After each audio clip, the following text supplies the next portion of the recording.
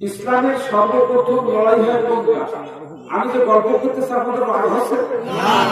সর্বপ্রথম ইসলামে কাফেরদের বিরুদ্ধে, কাফেরদের উদ্দেশ্য হল ইসলামকে শেষ করে দেবে। আর মুসলমানদের জীবন কোন চেষ্টা হলো ইসলামকে উদ্দিন করে রাখবে। বলুন আলহামদুলিল্লাহ। ওরা মাটির তলে নামায় দেবে, আর মুসলমানরা বলছে জীবন থাকতে ইসলামের পতাকা নামতে দিব না। চিল্লায় বলুন আলহামদুলিল্লাহ। আপনারা কি ইসলাম চলে যাক দুনিয়া থেকে, এটাকে আপনারা চান?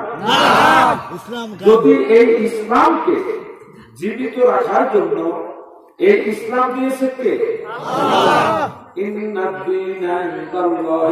ইসলাম। আল্লাহ তাআলা বলেন দুনিয়াতে অনেক রকম ধর্ম আছে, পথ মত আছে কিনা? আমি আল্লাহ আমার বান্দাদের জন্য আমি মনোনীত করে দিলাম ধর্ম ইসলাম। আল্লাহ প্রিয় ইসলাম। আল্লাহর বান্দা দুনিয়ায় থাকতে দুনিয়া থেকে বিলীন হয়ে যাক, তা কি আমরা চাই? না। এই ইসলাম দুনিয়ায় টিকে রাখার জন্য যদি জীবন দিতে হয়, সময় দিতে হয়, অর্থ দিতে হয়, রাশিয়াছে কিনা কিনা হাতুটাই কি দেখা যায়? না।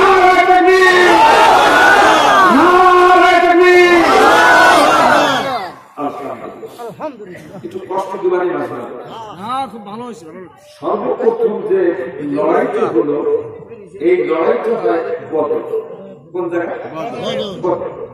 আল্লাহ রাসূল যখন মক্কা ভূমি থেকে মদিনায় চলে গেলেন,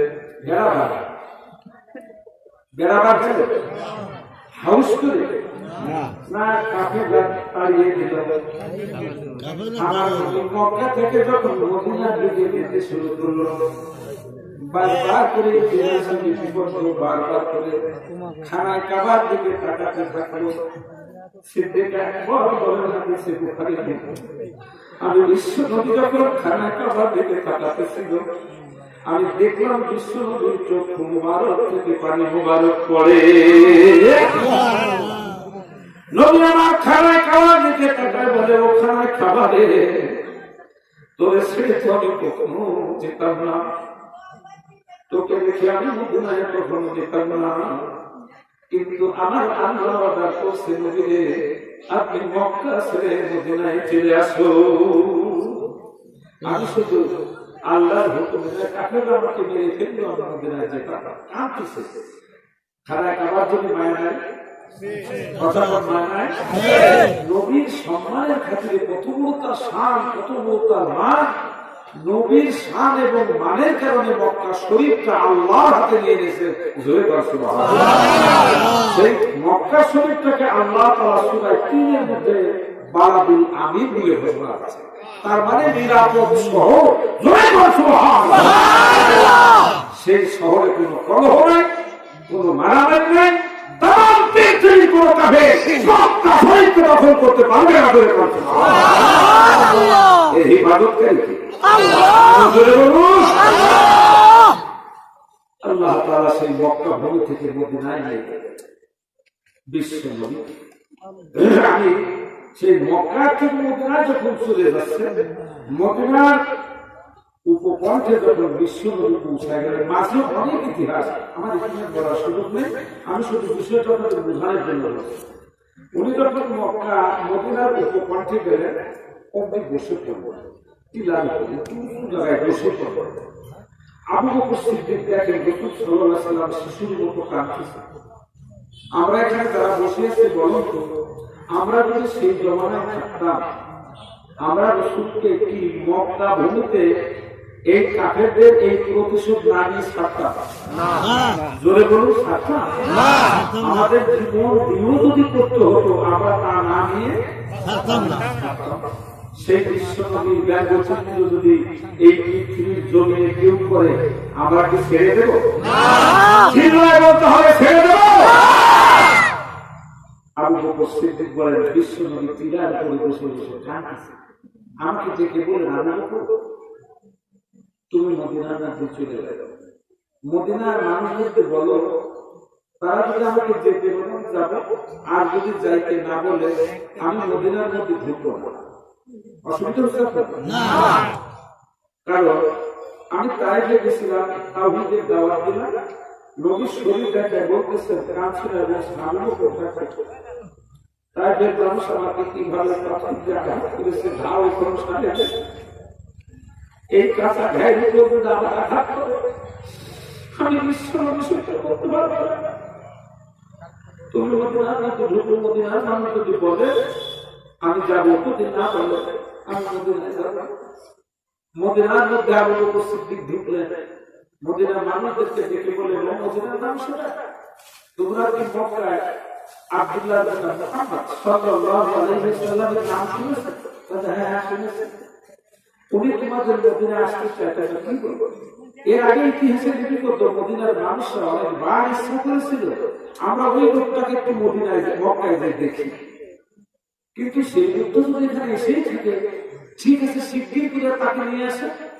আমরা সিদ্দিক একটু বুদ্ধি খেলা বললেন, তাহলে তোমরা যাও, আমার সাথে আসো, তোমাদের উপকণ্ঠে তিনি বসা।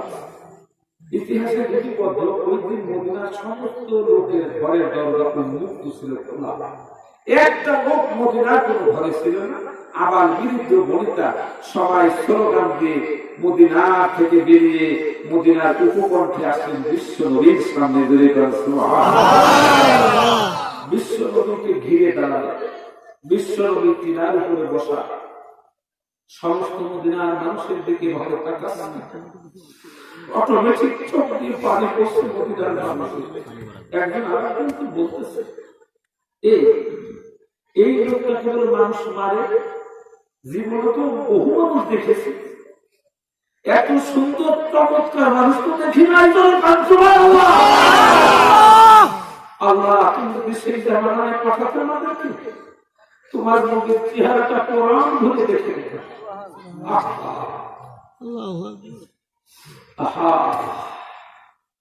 মন চায় না দেখবে। মদিনার মানুষ আক্ষেপ করতে থাকে, নবী তাদের চোখের পরে দেখে বলে মদিনার মানুষেরা আমার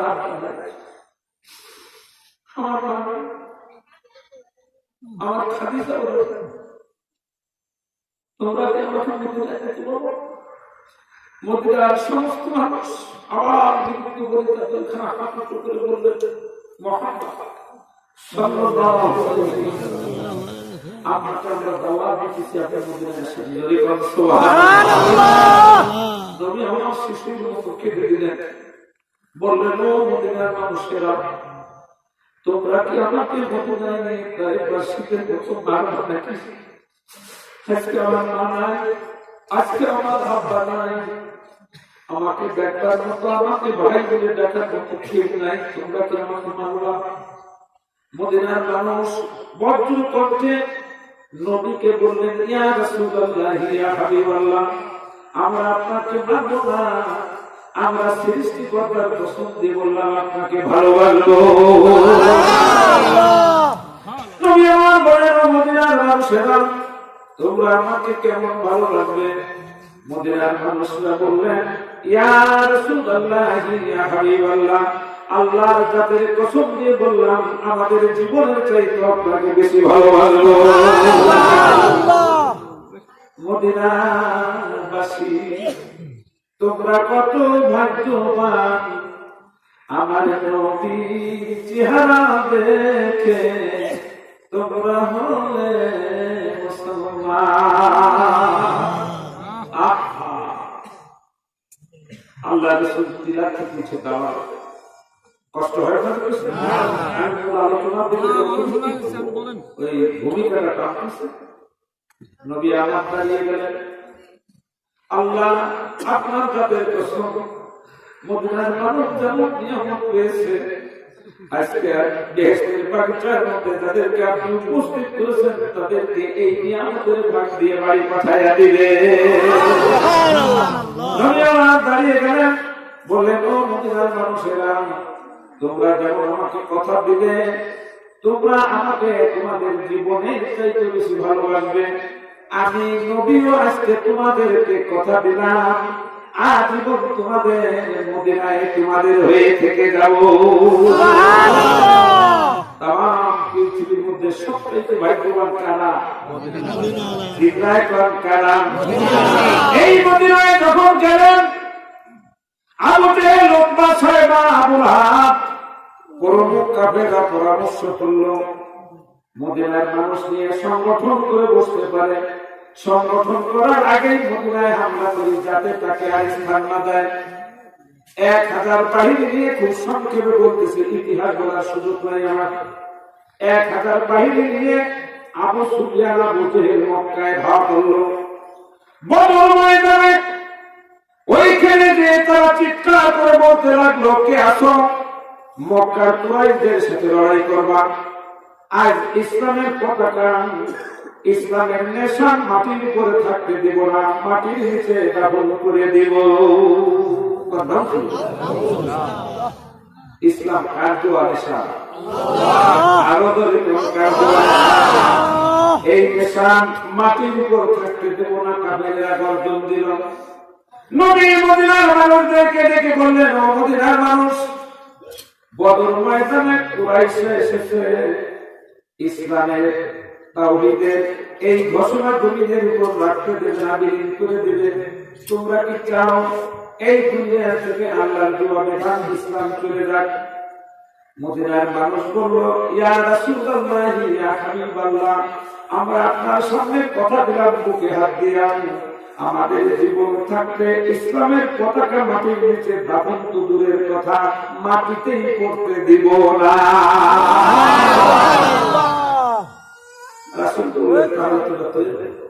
ওদের সাথে লড়াই করতে হবে।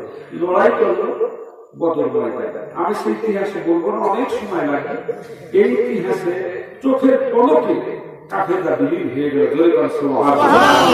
এরপরে আরো লড়াই হলো, আরো লড়াই হলো, আরো লড়াই হলো। ইতিহাসে লিপিবদ্ধ, আপনার ইতিহাস খুলে দেখবেন। ইতিহাস বলার একটা সময় নেই। কোন যুদ্ধে মুসলমানের সাথে কাফেরের সংখ্যা যতই হোক পারে যায়।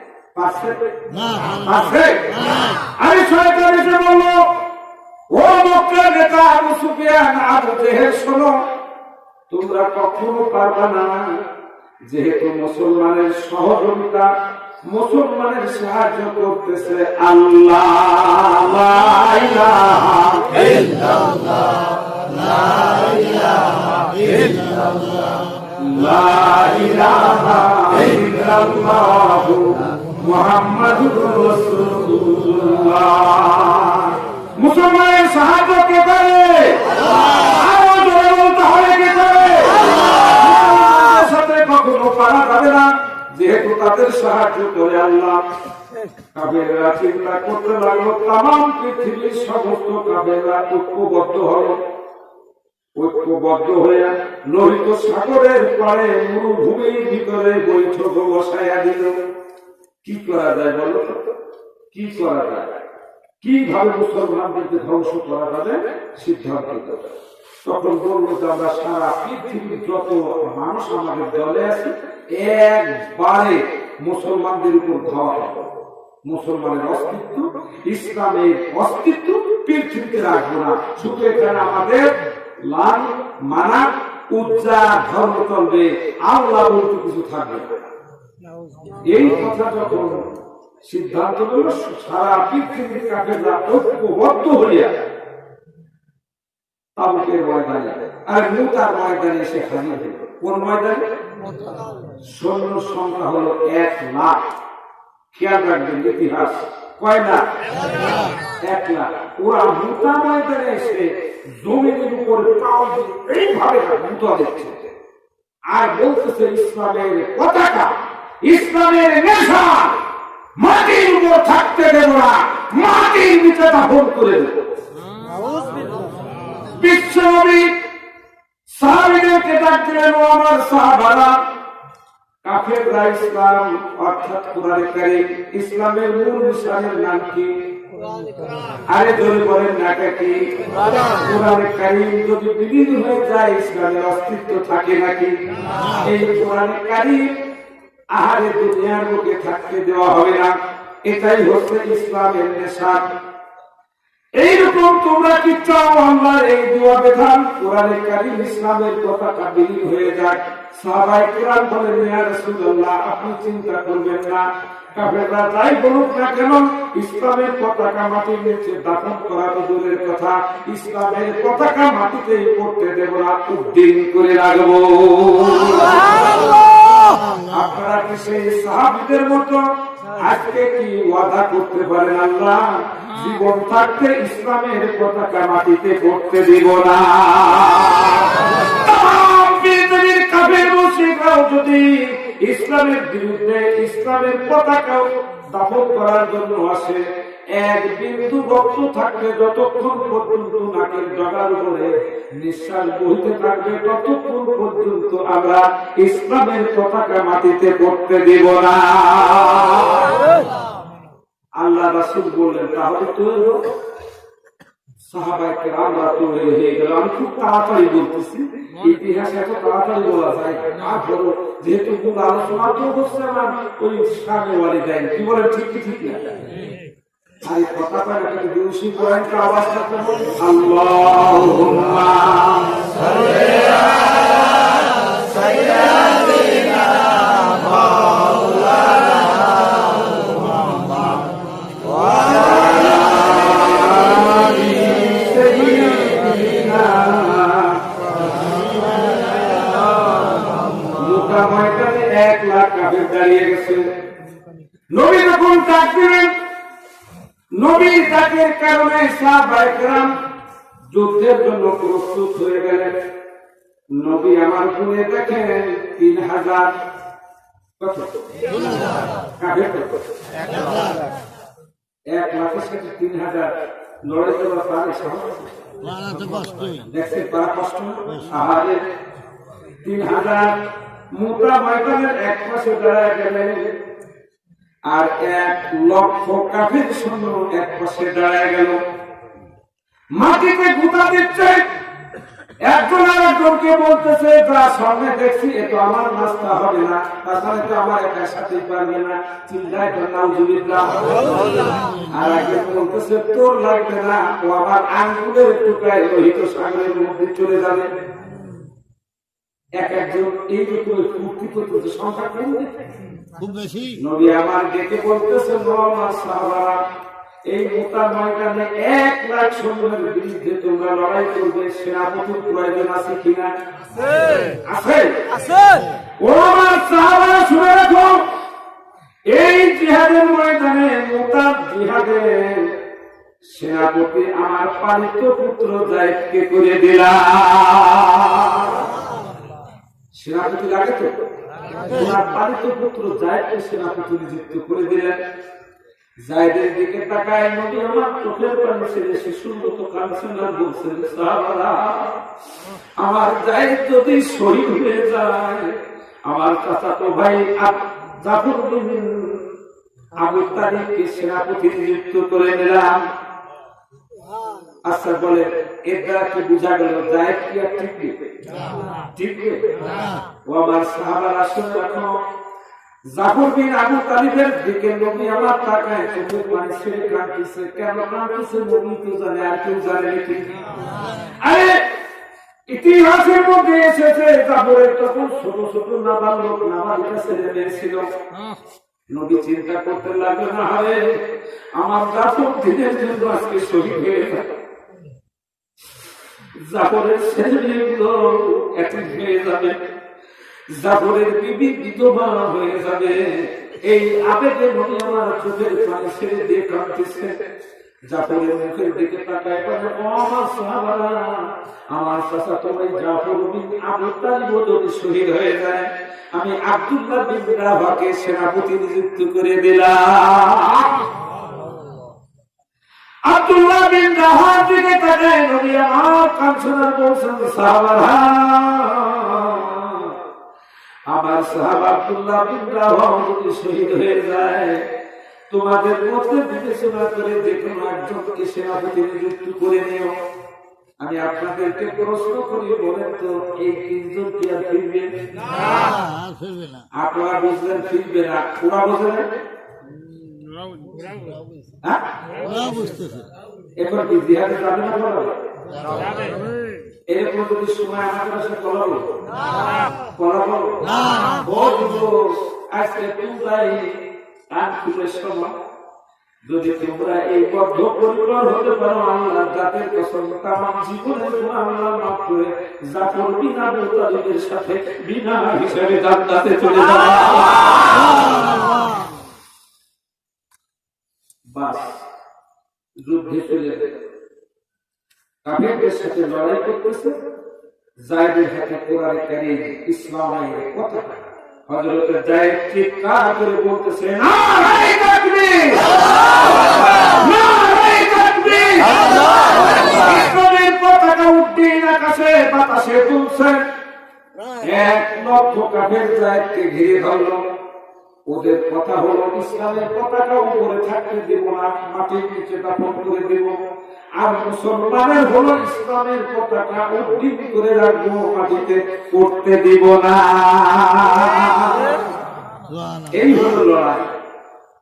লড়াই হচ্ছে যায়েদকে শহীদ করে ইসলামের পতাকাটা মাটিতে তুলে দৌড়াই দিয়ে কাফেরদের ভিতরে ভেদ করে জাফর বিন আবু তালিব ইসলামের পতাকা উঁচু করে ধরল। জোরে কান মারহাবা। জাফরকে 1,00,000 কাফেররা ঘিরে ধরল। ওদের উদ্দেশ্য হলো শুধু পতাকা উঠতে দেবে না, আর মুসলমানের উদ্দেশ্য হলো ইসলামের পতাকা নামতে দিব না। জোরে কান সুবহানাল্লাহ। 1,00,000 কাফের যখন জাফরকে ঘিরে ধরল, জাফরের হাতে পতাকা যখন নামায় তকবীর দিচ্ছে, কাফেররা জাফরকে কোপ দিল। জাফরের বাম হাতখানা আরে ডান হাতখানা কেটে ঝুলে পড়ল। বাম হাতে ইসলামের পতাকা ধরে নারায়ে তাকবীর দিয়ে চিৎকার দিল। বাম হাতে কাফেররা কোপ দিল। বাম হাত থেকে ইসলামের পতাকা পড়ে যাচ্ছিল, হাতখানা কেটে ঝুলে পড়ল।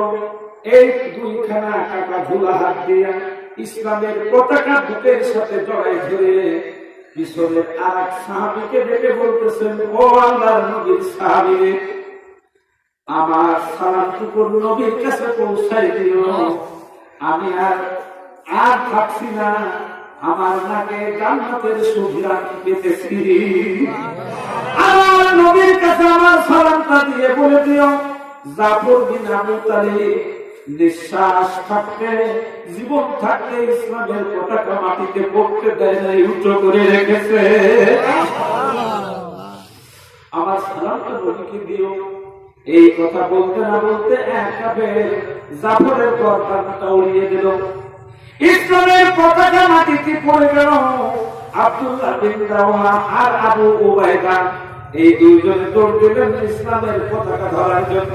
আবু উবাইদা বলেন, কিছু দূর যাওয়ার পরে দেখলাম আর কে যেন ইসলামের পতাকাটা উঁচু করে ধরছে।